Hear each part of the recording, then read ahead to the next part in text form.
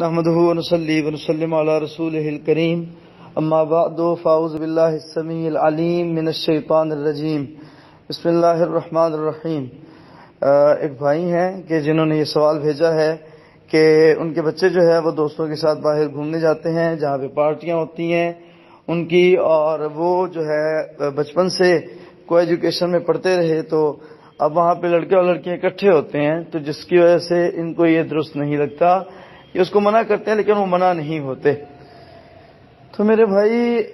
یہ بہت بڑی غلطی آپ نے جو ہے وہ کی ہے کہ یہ دیکھیں، میں آپ کو ہٹ نہیں کر رہا، ہمارے بھائیوں کو ہمیں سمجھانا مشکل ہو گیا ہے، وہ ہم سے سمجھنا ہی نہیں چاہتے،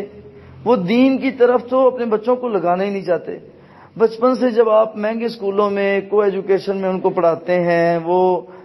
جو ہے وہ گھل مل کے سارے معاملات جو ان کے ہوتے ہیں، وہاں پہ ڈانس پارٹیاں ہوتی ہیں۔ پہلے ہمارے لوگ نہیں مانتے تھے، ہمارے بھائیوں نہیں جی مولوی صاحب آپ کو نہیں پتا، اب تو یار فیس بک بھری پڑی ہے، اب تو ویڈیوز اتنی لیک ہو چکی ہیں، آپ یوٹیوب پہ چیک کریں، آپ دوسرے جو مطلب جتنی بھی ایپس ہیں اس پہ چیک کریں، آپ کو بھرمار نظر آئے گی۔ یہ پنجاب کالج ہے، سپیریئر کالج ہے، بیکن ہاؤس ہے، اور میں نے یہ 3-4 نام لے دیے، مجھے نہیں لینے چاہیے تھے، اور اس طرح کے جتنے ہیں پاکستان میں ادارے، تو ان کے جو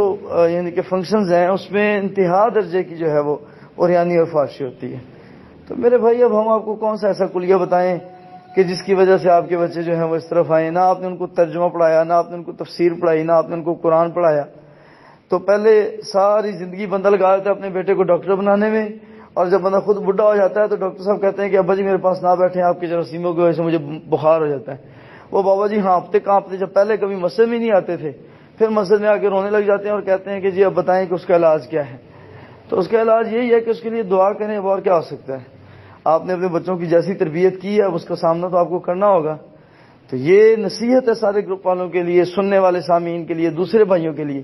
اور بھائی ہم کس بات کی پلالیاں کریں آپ لوگوں کی، ہم ترلے کریں، ہم جھوٹی تعریفیں کریں، نہیں جی آپ بہت اچھے ہیں، آپ نے بڑا بروقت ہم سے پوچھ لیا، یہ تو آپ نے بہت اچھا سٹیپ لیا ہے، ہم آپ کو بھی بتاتے ہیں ایسا کوئی سائنسی نقطہ نہیں ہے، اور ایسی کوئی جو ہے وہ امر عیار کی چھڑی نہیں ہے یہاں پہ کہ جس کو ہم گھمائیں گے اور بچے کی تربیت بدل جائے گی۔ آپ نے بچے کو جو سکھانا ہے بچے نے وہی اگلنا ہے، بچے نے وہی دکھانا ہے۔ کل تک میں خود جو ہے وہ ایک بچے کو پروموٹ کرتا رہا، ایک طرف لگاتا رہا، اس سے سارا کچھ کرواتا رہا۔ اب جو آج اگر میں اپنے آپ کو چینج کرتا ہوں یا میں سمجھتا ہوں کہ یار یہ تو غلط طرف جا رہا ہے، میری بیٹی جوان ہو گئی ہے تو میری بیٹی غلط ہاتھوں میں نہ آ جائے، میرا بیٹا جو ہے وہ غلط کاموں میں نہ لگ جائے، اب میں اس کو بدلنا چاہتا ہوں، تو بیٹے کو تو وہ کام جو ہے وہ بہت پسند ہے، بیٹا تو ان کا دل دادا ہو گیا ہے، اس کو چھڑانا بہت آسان ہے، کہیں اس کو چھڑانا مشکل ہی بہت ہے۔ اسی لیے جناب سرور کونین صلی اللہ علیہ وسلم نے تو یہی فرمایا نا کہ جب بچہ 7 سال کا ہو جائے تو اس کو اپنے ساتھ لے کے مسجد میں جایا کرو نماز کے لیے۔ نبی صلی اللہ علیہ وسلم نے تو بچوں کی تربیت کے لیے بچپن سے ہی جو ہے وہ